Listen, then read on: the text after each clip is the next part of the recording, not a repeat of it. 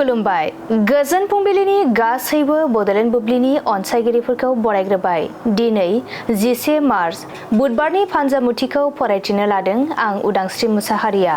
फानजामुथिनि गिबियाव दङ मेष राशि। नोंथाङा सानस्लाबनो हायैयाव गोरोन्थि हाबा मावफ्लांगोन, साजा मोननो गोसोआव गिखांनाय फैगोन। बृष राशि। नोंथाङा फालांगि खालामोब्ला मुलाम्फा गोनां सान जागोन, रां रुफा आरजिना लानो हागोन। मिथुन राशि। नखराव जुलि जायालासे थानाय दंब्ला गोदान रादाय खानो हागोन, गोथार सान। कर्कट राशि। नोंथांनि आखायाव थानाय रांखावरिफोरा जामलांगोन, असान्थियैनो साना बारलांगोन। सिंह राशि।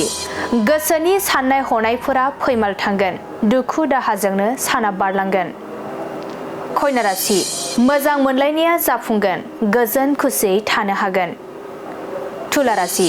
नोंथांजों सुथुर जानानै थानाया जोबस्रांगोन, बयजोंबो अनलायनानै थानो हागोन। वृश्चिक राशि। देहायाव हरखाबै सानाय सुनाय सोमजिनो हागौ, जानाय लोंनायाव सांग्रां जाना थानांगोन। धनु राशि। नोंथांनि जिउनि थांखिखौ जाफुंहोनायाव गोबां खस्थ' मोननांगोन, गोबां नाजाथाबनांगोन। मकर राशि। समाजनि बायदि मोजां हाबा मावनो खाबु मोनगोन, रायजो राजाफोरजों सनमान होजागोन। कुम्भ राशि। नोंथांनि जाफुंसारनायखौ सुथुरा हिन जागोन, सुथुरा नोंथांखौ नाख्रेबनो नाजागोन। मीन राशि। गोसो थोनायनि बान्दोआव गोग्लैगोन, गोसोआ उरां फारां जागोन। दिनै सानसेनि राशि फरायथिनायाबो एसेनोसै। आसा खालामो नोंथांनि दिनैनि साना मोजाङै मोजां थांगोन, बेखौ बडलेण्ड बुब्लि नखरनिफ्राय मिजिंथिबाय। गोजोन्थों।